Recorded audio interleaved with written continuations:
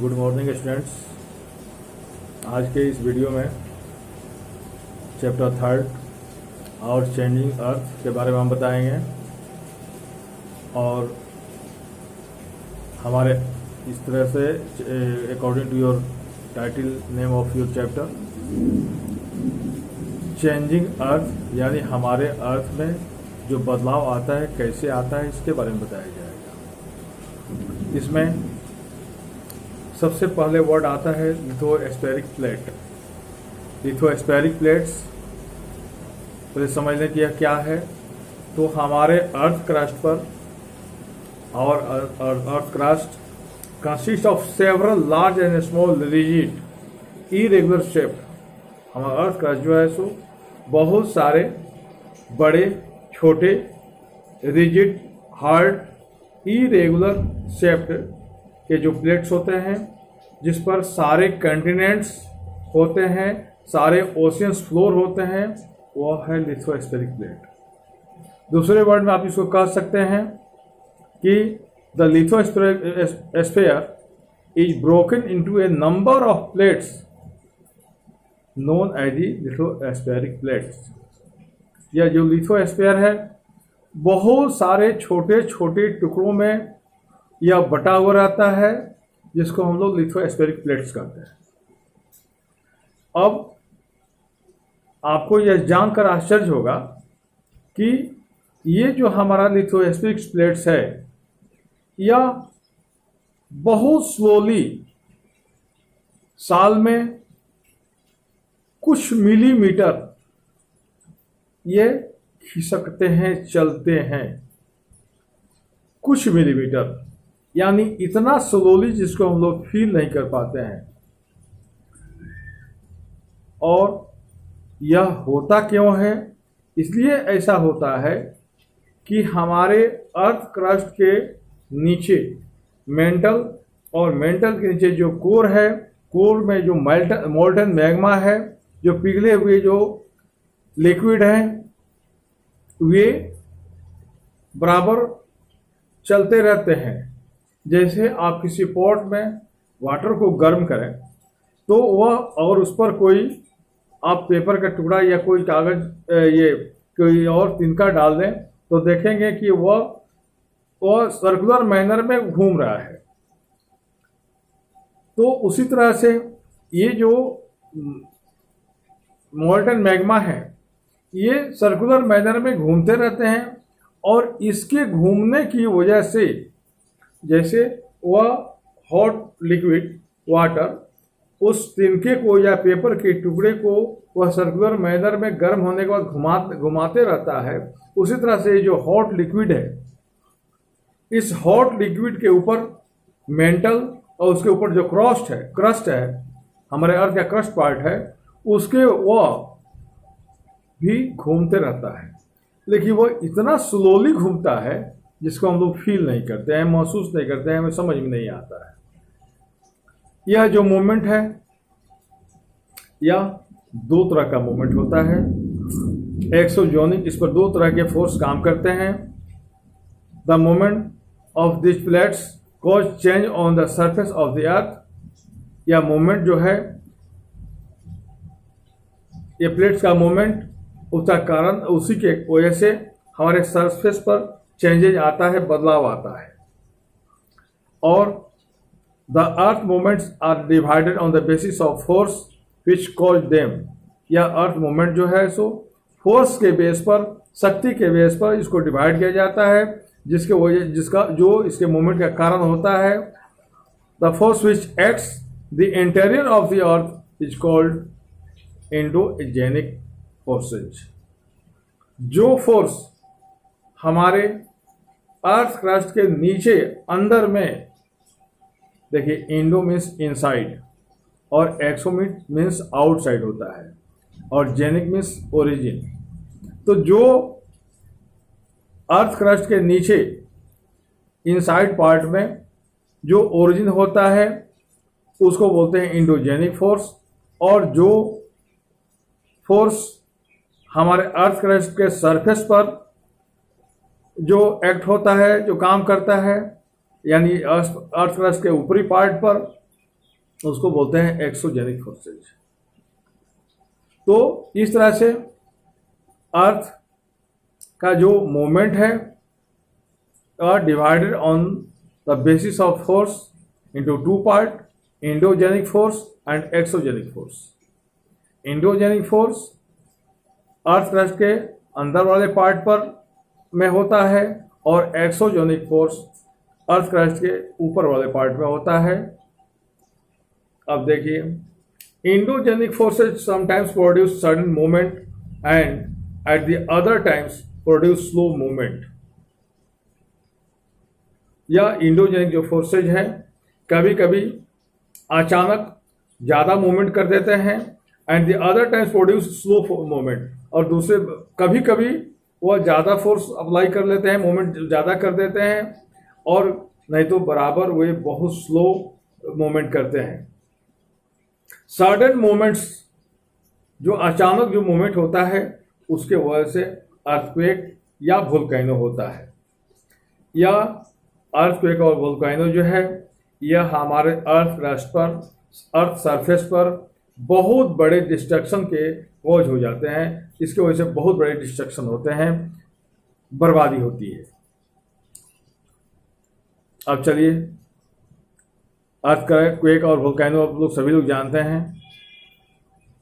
अब ये वोल्केनो जो है, देखिए आपके फिगर 3.2 में दिया हुआ है एक वोल्केनो का figure. A volcano is a went in the earth crust. ये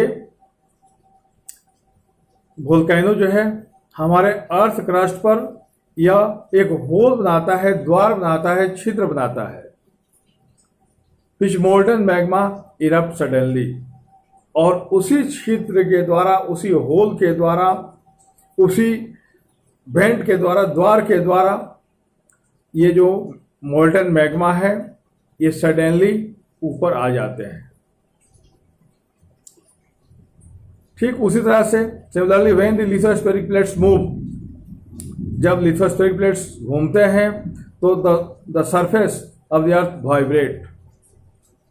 जब सडनली कभी ज़्यादा जोर से घूमते हैं तो हमारा अर्थ सरफेस जो है वह वाइब्रेट करने लगता है, कंपन होने लगता है, और एक बार में पूरे होल अर्थ पर यह कंपन वाइब्रेशन हो सकता है। और इस होता नहीं है, ये हो सकता है, और इसी वाइब्रेशन को हम लोग बोलते हैं अर्थक्वेक। अब the place in the crust where movement start is called focus. जिस प्लेस पर ये वाइब्रेशन स्टार्ट होता है और जिस अर्थ क्रस्ट पर ये वाइब्रेशन, ये मूवमेंट स्टार्ट होता है, उसको बोलते हैं फोकस। और the place on the surface above the focus is called EPIC centre. और उस फोकस के ऊपर,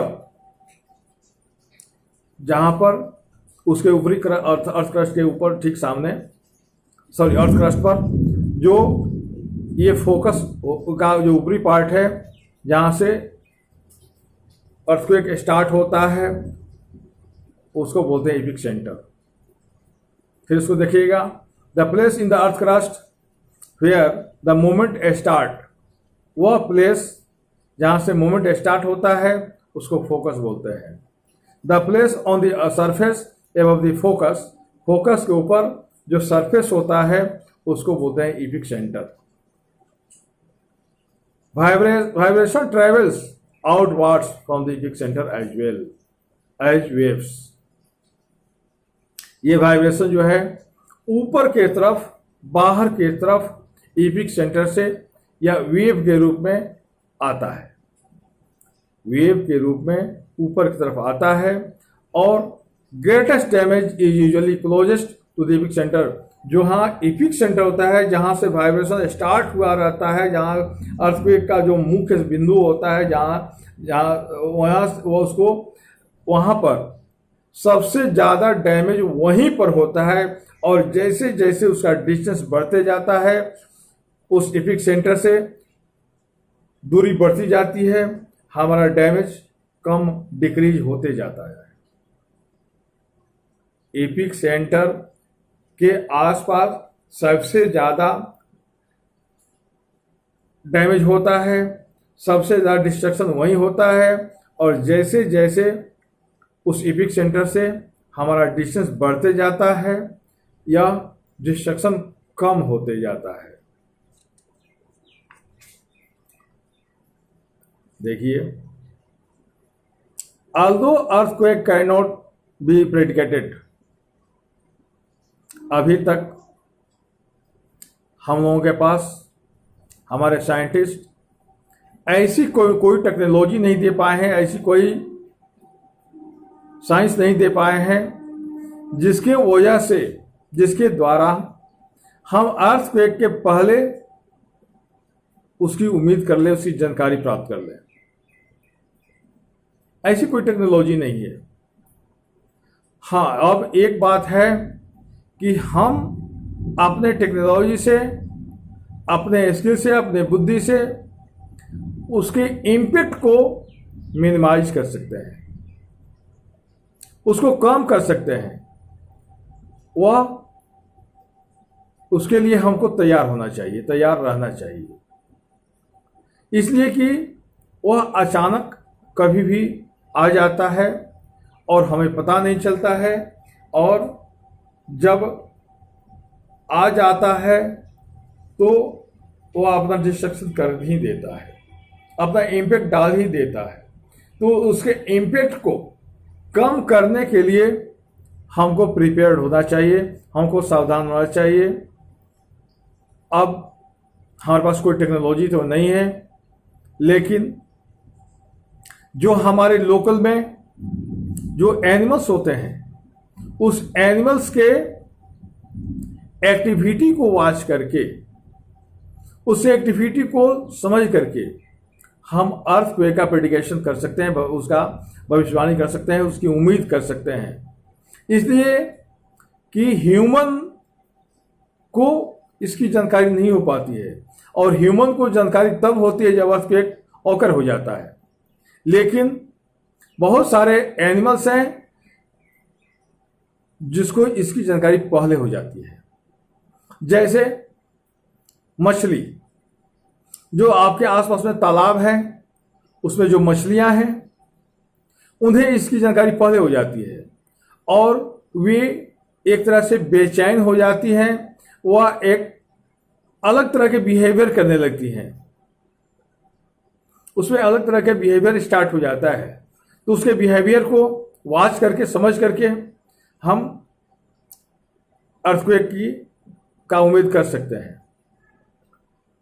फिर डॉग हैं, वे इसकी जानकारी महसूस कर लेते हैं, वे ह्यूमन के पहले इसकी उम्मीद कर लेते हैं और बेचैन हो जाते हैं, इधर उधर दौड़ने लगते हैं, भूखने लगते हैं, भागने लगते हैं। सांप है, वह भी इसकी जानकारी पहले उसको हो जाती है, उसको तो सबसे पहले जानकारी होती है सांप को,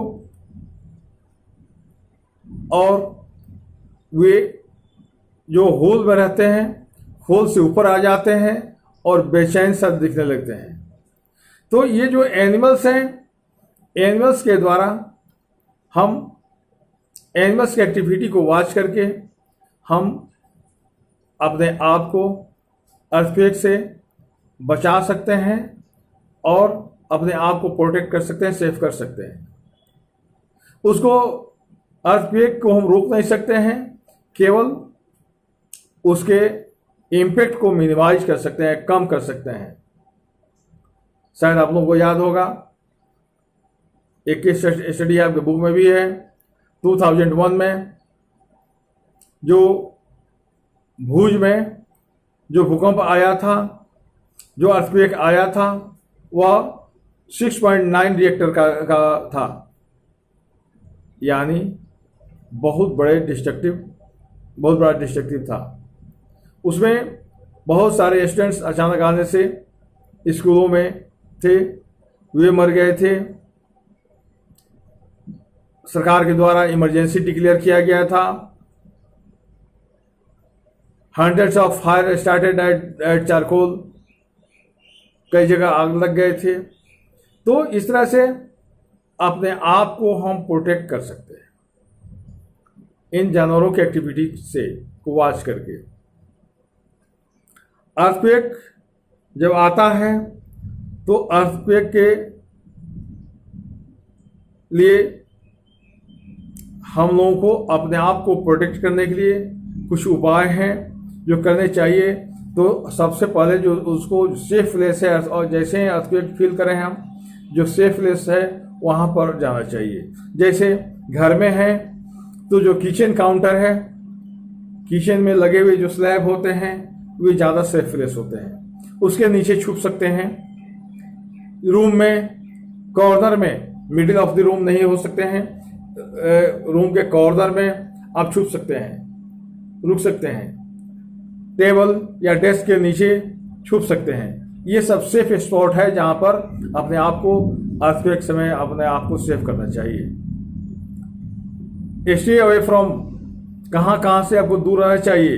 तो फायर प्लेसेस से दूर रहना चाहिए, चिमनी से दूर रहनी चाहिए, जहां पर मिरर लगे हुए हों उससे दूर रहनी चाहिए। ये सब आप लोगों को ये इम्पैक्ट को कम करने के लिए करना चाहिए। और सबसे ज़्यादा जरूरी है कि अर्थक्वेक से बचने के लिए अपने फैमिली को, अपने फ्रेंड्स को इसके लिए अवेयर करके रखना चाहिए। तो ये सब अर्थक्वेक से बचने के लिए किया जाना चाहिए।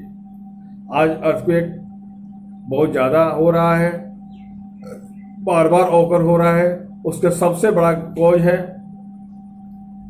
कि हम लोग मीन्स ह्यूमन अपने रिक्वायरमेंट्स को फुलफिल करने के लिए, अपने नीड्स को फुलफिल करने के लिए जो नेचुरल गिफ्ट है, जो रॉक्स है, उसको काटते जा रहे हैं, जो फॉरेस्ट है उसको काटते जा रहे हैं। तो नेचुरल गुड्स को बचाना चाहिए ताकि वे हमारे अर्थ को प्रोटेक्ट कर सके, बचा सके। इस तरह से हमको अर्थक्वेक से बचने के लिए ये सारे उपाय करने चाहिए। फिर आपको नेक्स्ट वीडियो में हम पढ़ाएंगे major landforms. Thank you, bye.